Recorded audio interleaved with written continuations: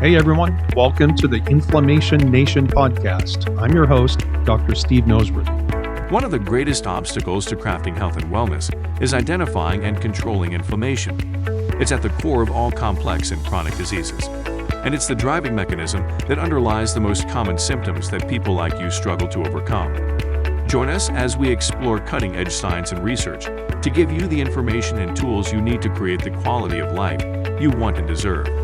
And now, here is the host of Inflammation Nation, Dr. Stephen Noseworthy.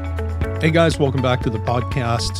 This is another episode in a different miracle molecule. So we've been talking about a series of what I'm calling miracle molecules, things that just do amazing things inside of our bodies and things that I think you guys need to know about as you think about optimizing your health and wellness or overcoming the health challenges that you're dealing with. And before I get started on the next miracle molecule, which is something called BDNF, maybe you've heard about it, but one of the things that I've been thinking about over the last few years is how wellness is not accidental. And having longevity coupled with a satisfactory quality of life is about managing the inevitable. And what I mean is that, when we're younger, we have that advantage of youth. And as long as the diet and activity level of a young person is reasonable, they really don't have to do too much to not be sick. And maybe that's changing because we've messed up our environment, we've messed up the food supply, and oh gosh, that's a whole other bunny trail it could go down. But the bottom line is that as we age, things change. And in a sense, part of that is quite inevitable. And if you've been listening to this podcast for a while, you've heard me talk about how things change once you hit your 40s, roughly speaking. And whether it's the loss of muscle power, speed, strength, and mass, or if it's a decline in your VO2 max, or changes in insulin sensitivity or fat cell behavior, the ugly truth is that we get older, things do change, and they don't change for the better. And so you have to be intentional. And that's not to mean that we just shrug our shoulders and echo the absolutely devastating mantra of, well, you're just getting older. What it means is that we need to be more aware of what these changes are as we age. And then we need to intentionally implement steps and strategies that will prevent or modify or change, resolve, eliminate, compensate, whatever word you want to use, for those changes. In fact, I would say that the quote unquote, I'm just getting older excuse is exactly that. It's an excuse. And really, it's a defeatist attitude. So today, this fourth miracle molecule we're going to talk about is this thing called BDNF, and it's all about the brain. Let me read you a short paragraph from the Nature journal called Neuropsychopharmacology. That's basically brain, mind, and medications. So here's the quote. Normal brain aging is associated with progressive cellular and structural changes, cognitive decline, and increased vulnerability to neurobiological disease. And that would be things like Alzheimer's, Parkinsonism, etc. With dramatic growth of the older population, the need to understand the mechanism and consequence of aging on the brain has become critically important. Imaging studies report a smaller prefrontal cortex volume in elderly patients without obvious neurological disease. And that was a quote from a paper that was published back in 2002. So, 22 years from when I'm recording this. Now, if you don't know what the prefrontal cortex is, it's the part of the brain that defines who you are. It's the part of the brain that lets you plan or set goals, to make decisions, to implement those plans. And we tend to sum up all of those different functions into the phrase executive function. And that's what the prefrontal cortex does. It gives us the ability to plan and execute, so to speak. And the study goes on to say that in autopsies of the elderly, they see shorter and smaller neurons and a loss of neuronal connectivity in the prefrontal cortex, and that leads to loss of function. But they note that this is happening in the absence of brain disease. So there's not like a disease there that's making this happen. It just happens as we get older. And what's worse is that in the medical community, I'm talking about conventional medicine, perhaps even some aspects of alternative medicine, there's a tendency to confuse what is common with what's normal. So it is common for people to lose brain power as they age.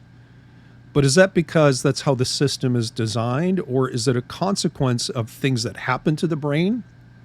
Or maybe it's a consequence of not doing the things that we used to do that kept our brain healthy when we were younger.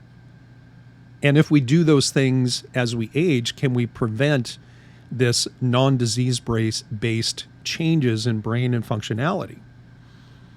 So my thought is that if, as people progressed, say, through their 40s, 50s, 60s, and beyond, if they continued to do things that they did when they were younger that kept their brains healthy, we would see far less age-related loss of neuron size and length and connectivity in the brain. And we would preserve that functional connectivity that allows us to maintain a quality of life that is quite often considered uncommon for the elderly. And just to clarify, when I say connectivity, that's how neurons talk to each other, or how different brains or brain regions talk to other brain regions. We might call it functional connectivity. And this is the degree of interconnectivity in the neurons is what allows the system to work efficiently. Like, give me fewer neurons that are better connected than more neurons that are less well connected. But let's face it, when we meet or hear about people in their 80s or 90s who are still mentally sharp, they're still physically active, we're amazed because what we've just encountered is uncommon. Most of us will fall into the trap and the lie of health problems being the natural or normal outcome of age-related decline. And only those of us who are willing to recognize that, to take action as we age beyond 40, will have any chance of being that spry, uncommon 80 or 90-year-old that everyone likes to talk about. So another way to think about this is to ask yourself whether or not you're still doing things that you did in your 20s and 30s. You know, things that were part of a healthy, active life and lifestyle. For most of us, when we were young, we were more physically active. We maybe had a more robust social life. We had a multitude of interests and activities that we pursued. We were probably engaged in some kind of ongoing learning process where we're being exposed to new topics, new information, new ideas. Some of us played organized sports. We learned teamwork, and maybe you traveled and experienced new languages and cultures. When we were younger, we tended to have our ears tuned to the music of the day. And, I remember, eagerly awaiting the release from my favorite music artists, maybe exploring new music genres. In scientific terms, we would call that an enriched environment, that our life beyond ourselves was rich with other things and other people. But, it's kind of sad. It's, again, common. Maybe it's not normal, but it's common that as we grow up and life places more demands on us, we get married, we have kids, we establish careers, we take on all kinds of responsibilities. The enrichment of our life in that, not to say that being married and having kids and a good career is not enriching your life. I'm not saying that at all. So please don't misunderstand me. But my point is that the focus of our life narrows down, and there's a consequence to that. And that is that we're not exposed to this diverse range of environmental and sensory stimulation that actually is really good for our brain, or even social stimulation. And a lot of times what happens is our mindset changes. We maybe start to see the negative in the world that we didn't recognize when we were younger. Maybe we forget the virtuous and the beautiful. And the net result is that we stop a lot of the things that we used to do and think about life that stimulated the very mechanisms of youth and vitality. In reality, there is an aging process in all systems, and that is inevitable. But the power that has over you pales in comparison to the choices that you make and the habits that you form that can offset and manage this inevitable change and decline. You know, it's always mystified me when in the past I would tell someone that, you know, maybe I ordered a brain scan for them, but, you know, maybe we look at the brain scan and they're kind of amazed, like, my brain has shrunk. That's the loss of neuron size and length I mentioned from the journal article. Depending on the degree of atrophy of the brain, you can actually pick it up on an MRI. And now we have specialized MRI techniques like the neuroquant, for example, that actually is designed to measure size and volume changes in the brain that we might associate with things like dementia, including Alzheimer's. But it's always mystified me. Let me get back to my point, that when I show someone their brain scan and tell them that the brain has shrunk, it always mystified me that they would be an older person and they're shocked that their brain had changed. I mean, if you look at me, if you're watching this on video on YouTube, like I have lines and creases in my skin at now 60 years old that I didn't have it in my 20s and my 30s. So all I have to do is look in the mirror and I can see the effects of age on my skin. That's obvious to me. So I shouldn't be surprised that just as my skin has changed and aged, so too has every organ and every tissue in my body, including my brain. And once again, just because aging is inevitable, it doesn't mean that you have to roll over and play dead. You can take steps to protect, perhaps even recapture some of the functions that you've lost due to the aging process. Let me give you an example of how dangerous this idea is of accepting age-related changes as normal. I recently started working with a gentleman. He's in his late 60s. He's had brain complaints that have seriously affected his quality of life. And, you know, first of all, to look at him, he looks like he's in his late 70s, easily. He easily looks 10 years older than his chronological age. But his brain shows changes on imaging that we usually don't see until someone is in their 80s. And he's in his late 60s. And so not only does he have evidence of a brain that has aged too quickly, he's experiencing the loss of functional connectivity that allows the brain to function well despite the aging process.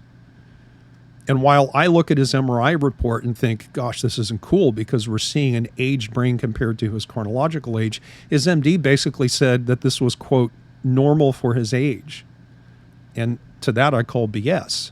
But I've heard this my entire 30-odd year career, but that is what comes from confusing common with normal.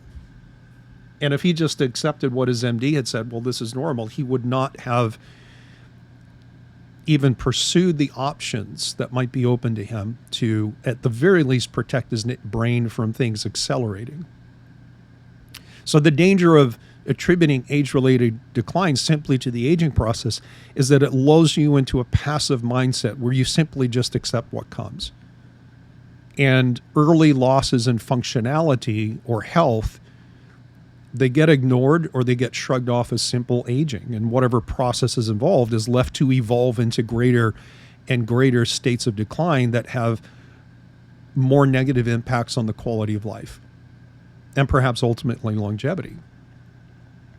So remember that as we age, it is common for people to stop all the things that would otherwise preserve quality of life and would help stem the tides of age, but that doesn't have to be you. All right, let me get off my soapbox. And let's talk about the next miracle molecule, this thing called BDNF, which stands for Brain-Derived Neurotrophic Factor. BDNF is a small protein. And by the way, this is, clearly it's going to be clearly to me, it's going to be a 2-episode session on BDNF. So I want to just talk a little bit about what BDNF is, what it does, and so on. And then, next episode, we'll talk about some of the research and some of the studies that talk about how we can have an impact on this. So BDNF it's a small protein. it's secreted by the neurons of the brain and the neurons of the peripheral nervous system, right? So it's not just about the brain, it's about the nervous system. But, we tend to think of the brain as being the most important aspect of that. And BDNF belongs to a larger family of proteins called neurotrophins that basically support brain growth and development. They're important regulators of brain circuits. They promote what we call synaptic and network plasticity. That's how the brain learns. It permanently learns different functions, as well as being involved in the process of neurodegeneration, not neurodegeneration, but neurogeneration or regeneration and neuroprotection. So essentially, without adequate BDNF, things go very bad for your brain. But the brain isn't actually the only tissue that makes BDNF. We know that immune cells make BDNF when the brain is inflamed or when it's injured, like in a concussion. And this helps to protect the brain and support the repair process. And we also know that when nerve endings, say out in your body, terminate into target tissues like muscle cells or even the cells that line your blood vessels, these target tissues secrete BDNF as a result of being stimulated by the nerve endings. And so what that means is that when your brain sends a signal to an organ like your liver, then your liver makes a little bit of BDNF that then helps the nerve connection remain stable and function properly. And that ensures a strong connection and good communication between your brain and your organ systems. And when I say organ systems, I mean all of them. Unfortunately, we don't have any commercial lab tests to check your BDNF levels. And we don't have any way to check BDNF specifically in your brain. Now, some research labs can measure BDNF in blood for research purposes, but just because we see researchers using certain tests doesn't mean that I, as a clinician, or you as a healthcare consumer, can access the same type of testing. After all, lab testing is a commercial business venture, and so labs are only going to offer labs that a lot of people are going to order that they can make a lot of money on, right? So sometimes we see tests available or being used in research only, and I can't go anywhere to order that, for example, on any of the clients or on myself. So some research labs can measure BDNF in blood, but we don't know how the levels in blood actually relate to levels in the brain.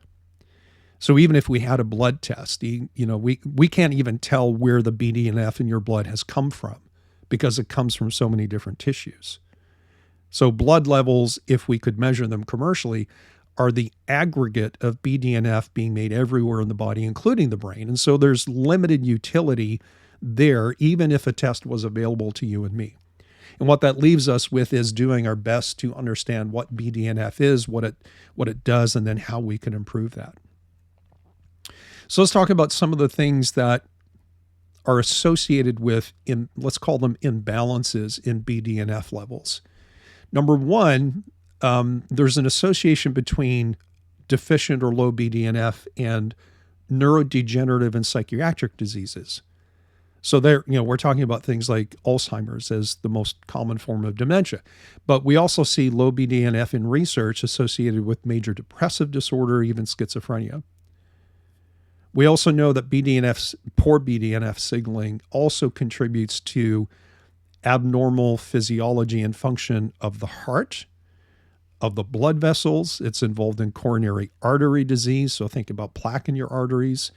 But it's also dysregulated in very common things like diabetes or inflammatory disorders, certain types of cancers, which is, not my thing. There are people out there that in functional medicine that deal with cancers or people with cancer. I don't do that kind of work. But it's also shown in studies where they look at amplified pain perception. So BDNF dysregulation can be involved in many different things. It's not just about the brain, but anywhere the brain reaches. And that's probably a good way to think about it, is that your brain reaches all of your tissues and cells by reaching its tendrils, if you will, from your skull down through your spinal canal, out into your peripheral system through the peripheral nerves. So it's pretty much everywhere, right?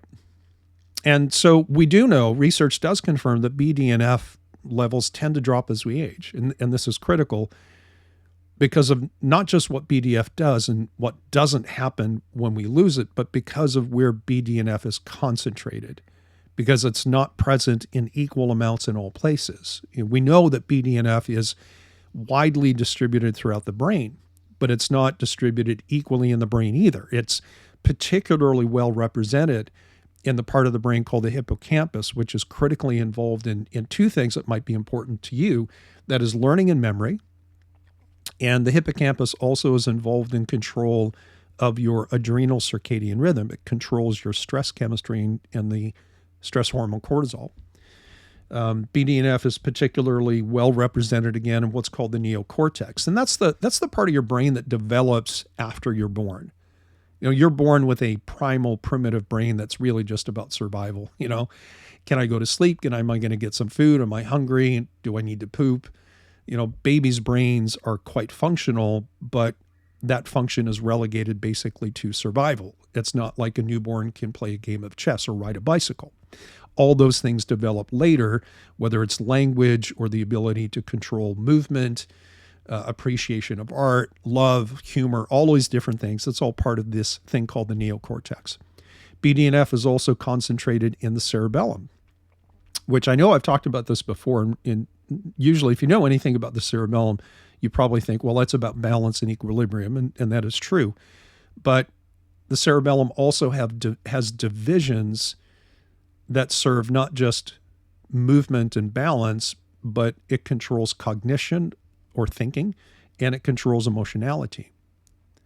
And then we have some other structures that, these names might not be familiar to you. The striatum, which is part of the basal ganglia complex, another part of the brain called the amygdala, which is, let's call that your fear complex.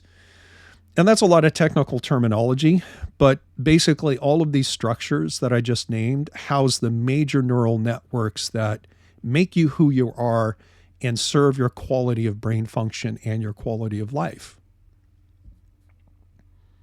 And so what this means is, as we get ready to wind down this introductory episode, and remember, we'll come back in the next episode and we'll talk more about what affects BDNF and then how we can affect BDNF. But what this means is that when we lose it, when we lose that capacity in the brain specifically, we lose neuroprotection and we allow neurodegeneration in the brain circuits that serve core functions. And these things relate directly to quality of life, if not longevity itself, but definitely quality of life. So memory, cognition, the ability to move, balance, control thought, control emotion. And again, that's who we are. And that, gosh, you guys are probably tired of hearing me say this, but who cares about longevity if your quality of life sucks, right? You want both. You want to live long and to live well. And if I can't live long, let me live well until my days are done. So without a doubt, BDNF deserves a place in our list of miracle molecules.